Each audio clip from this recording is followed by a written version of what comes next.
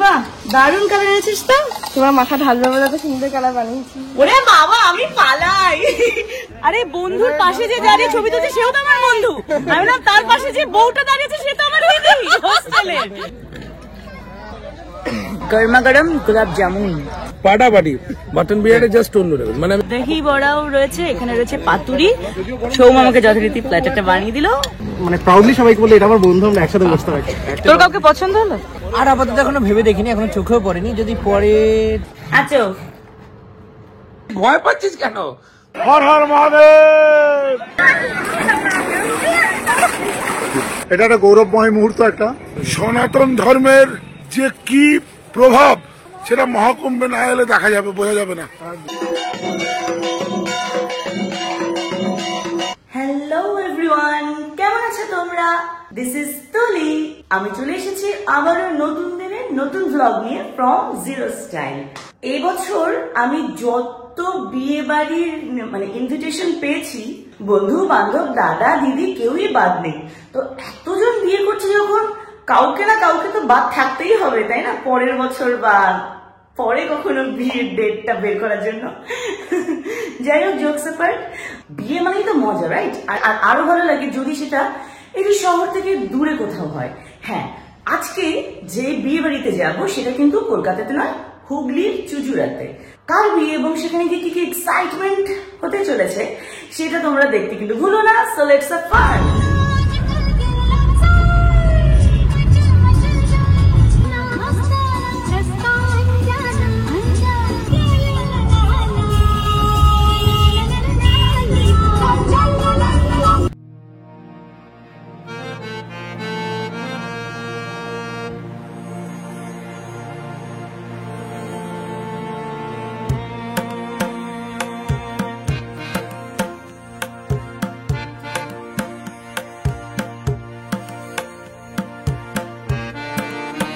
দুনিয়া গোল। দুনিয়া গোল, এটা সবচেয়ে বেশি জানতে পারলাম এখানে এসে, কারণ হোস্টেলের প্রিয়াঙ্কা ব্যানার্জি। ও মাই গড, মানে ভাবতেই পারছি না। কোথায় গেল? Hello hello. সৌমর বন্ধুর বোনের বিয়েতে এসে আমার মানে হোস্টেলের একজন পুরনো দিদিকাম বন্ধুর সঙ্গে দেখা হয়ে যাবে, কারণ ভাবতেই পারছি না। এটা অসাধারণ। Exactly. Prosenjit is the person who recommend করে। সমজিৎকে মনে আছে 01? আচ্ছা, তখন আমরা বিয়েতে ঢুকতে সৌম বলছে যে আরে বন্ধুর পাশে যে দাঁড়িয়ে ছবি তুলছে সেও তো আমার বন্ধু। আমি না তার পাশে যে বউটা দাঁড়িয়েছে সে তো আমার দিদি হোস্টেলের। মানে অসাধারণ, সত্যি পৃথিবীটা ঘোরা। খুব ভালো লাগে, অনেক বন্ধুরা সব। আচ্ছা, this is for you. And you are looking very very gorgeous. Congratulations. And you are looking handsome. না, একজনকে শুধু বলা হবে। খুব সুন্দর, দারুণ দারুণ দারুণ।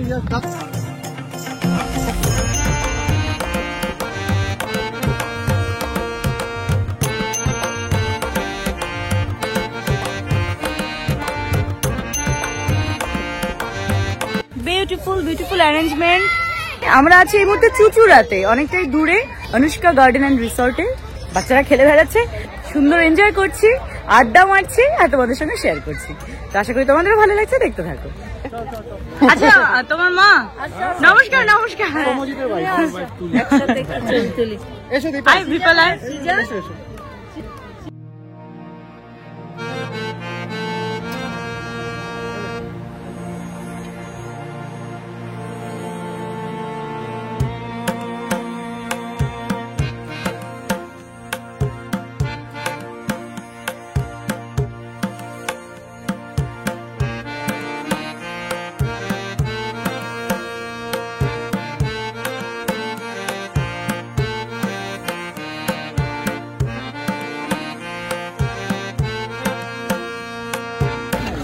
Thank you.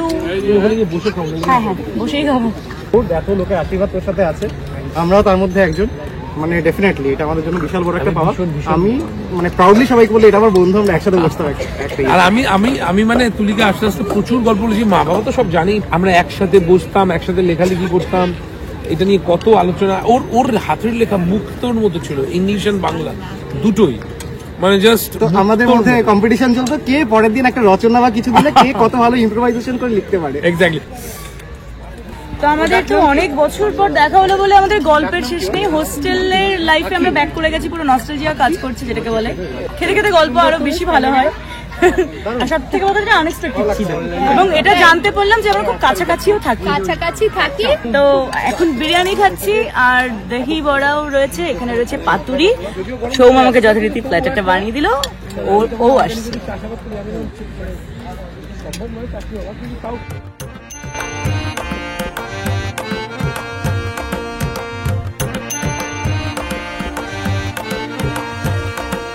মাটন বিরিয়ানিটা কেমন ছিল? ফাটাফাটি, আর পাতুরিটা এক্সেলেন্ট। তোর কাউকে পছন্দ হলো? হ্যাঁ, এই অ্যাম্বিয়েন্সটা খুব ভালো লাগছে, এই বিষয়টা বেশ মজাদার। শুধু অ্যাম্বিয়েন্স সাথে খাওয়া দাওয়া আর আর আপাতত এখনো ভেবে দেখিনি, এখনো চোখেও পড়েনি, যদি পরে তো নিশ্চয়ই অবশ্যই জানাবো। আচ্ছা, কারণ সবকিছু আমি মামিকেই আগে জানি। মাটন বিরিয়ানি সত্যি ভালো, ভালো লেগেছে? জাস্ট আরেকটু ট্রাই কর, আরেকটু নে। ওভারলোডেড। ঠিক আছে, তুই আয় না। পাটাপাটি মাটন বিরিয়ানি জাস্ট অন্য লেভেল। মানে আমি কেন মাটন বিরিয়ানি আর খুঁতখুতানি থাকে, ঠিক হলো না হলো। তুই বলেছিস ব্যাস, আমি নিশ্চিন্ত। আমরা কারোর সার্টিফিকেশন চাই না। তোমরা খেয়েছো ঠিক করে? একদম ফাটাফাটি খেলাম।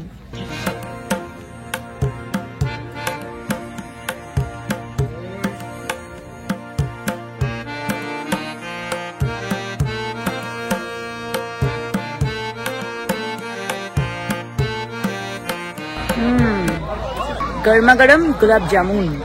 বিয়ে এখনো শুরুই হয়নি, সারা রাত ধরে বিয়ে হবে, তো আশা করি শুরুটা দেখে যেতে পারবো। সারা রাত তো থাকা পসিবল না, কারণ আমাদের ফিরতে হবে অনেকটা দূর। আইসক্রিম, কুলফি খাচ্ছি, kulfi. Thank you so much. Ice cream খেয়েছো? না। খাবে?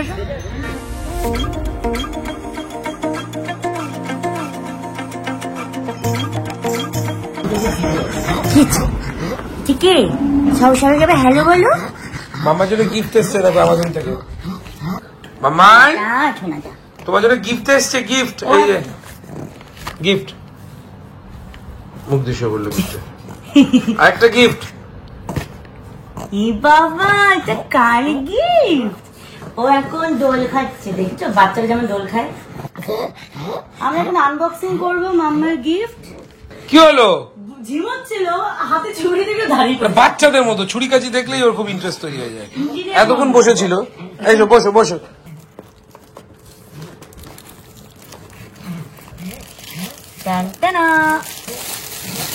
Scrubber gloves.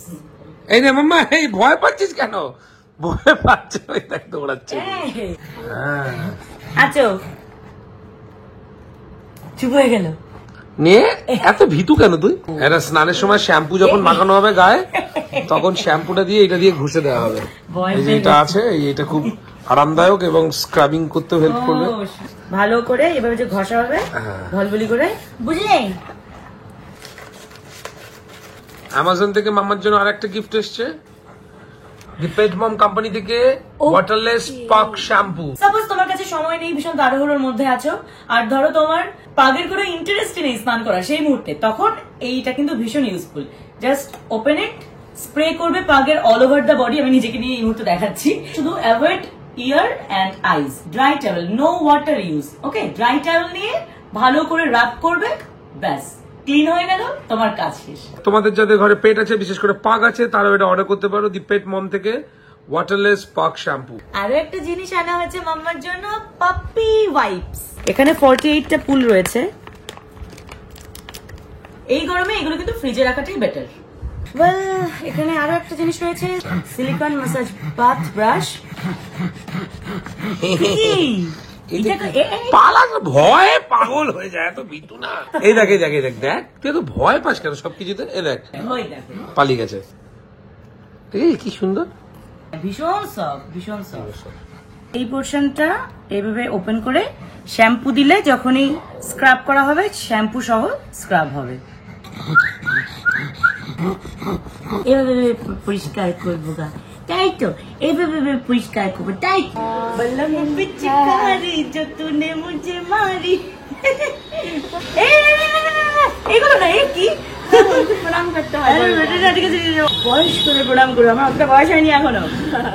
যাই হোক, কালকে হোলি, কিন্তু আমাদের তো আবির খেলা শুরু হয়ে গেছে আজ থেকেই। আমার আগে থেকে মনে হয়, আমার অনেক আগে থেকে শুরু হয়ে গেছে। অনেক আগে থেকে? এই হচ্ছে বাচ্চা কাচ্চা, এদের পরীক্ষা শেষ।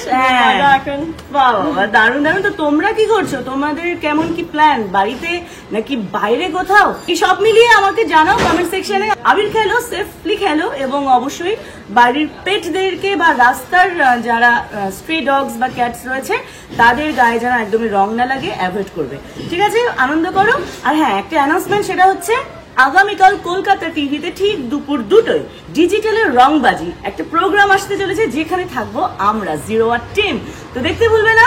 ব্লগটা কিন্তু এখানেই শেষ নয়। রিসেন্টলি আমার বাবা দুর্দান্ত একটা তীর্থে ভ্রমণ করে এসেছে, সেটাই কিন্তু তোমরা এখন দেখবে। হর হর মহাদেব। এটা কি তোর হাতে? তোমরা তো আগেই খেললে, আমি ডান মারাচ্ছি। বাহ, দারুণ কালার এনেছিস তো। তোমার মাথা ঢালবে বলে তো সুন্দর কালার বানিয়েছি। ওরে বাবা, আমি পালাই। তোমরা কিন্তু দেখতে থাকো। 2025 সালের এখনো অবধি সব থেকে বেশি সাড়া জাগানো ঘটনা কিন্তু প্রয়াগরাজের মহাকুম্ভ মেলা। 144 বছর পরে এই মেলার আয়োজন হলো, যেখানে 64 কোটিরও বেশি ভারতবাসী তীর্থ দর্শনে বেরিয়ে পড়েছিলেন।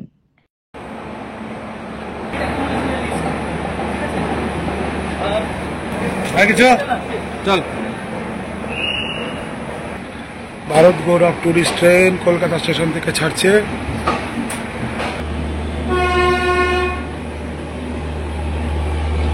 এই মহা তীর্থে গিয়ে ত্রিবেণী সঙ্গমে পুণ্য স্নান করে পবিত্র করেছে অনেকেই, যাদের মধ্যে আমার বাবা আর আমার বড়দাও ছিল।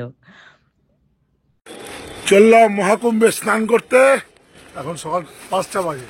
আমি কাকা, সনাতন ধর্মের যে কি প্রভাব সেটা মহাকুম্ভে না এলে দেখা যাবে, বোঝা যাবে না।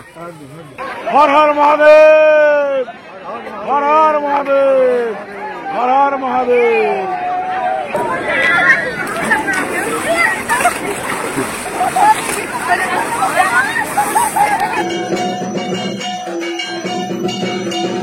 হর হর মহাদেব, জয় শিব শম্ভু।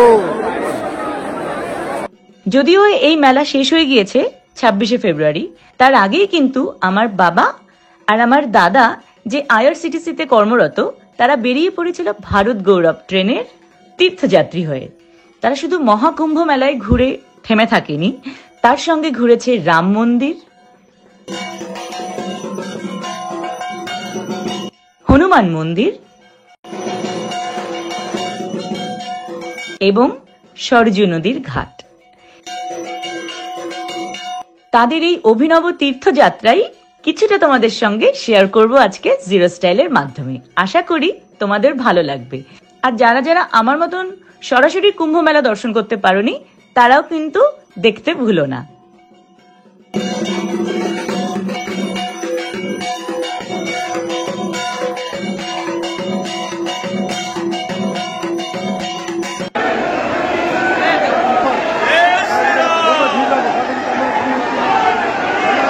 রাম মন্দির দর্শন হয়ে গেছে, এখন যাচ্ছি হনুমান মন্দির। ঠিক আছে, অযোধ্যা।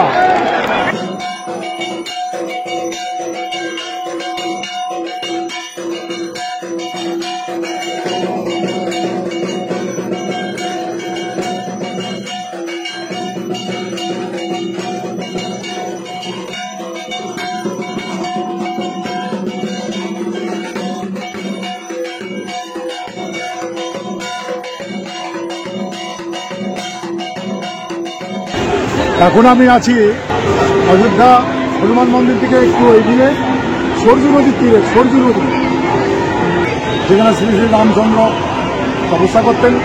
আমাকে দেখে বিরাট ব্যাপার লাগে, খুব ভালো লাগে, সুন্দর জায়গা। দর্শন করলাম। এই অযোধ্যা রেলওয়ে স্টেশন, ভারত গৌরব ট্যুরিস্ট ট্রেনে ট্রেন ম্যানেজার ভাইপোর সঙ্গে কাকা। এটা একটা গৌরবময় মুহূর্ত, একটা ভেরি মেমোরেবল মোমেন্ট। ডেফিনেটলি মনে থাকবে আমাদের, আমার লাইফ অন্তপক্ষে মনে থাকবে। আমি happy, thank God and thanks to ভাইপোস।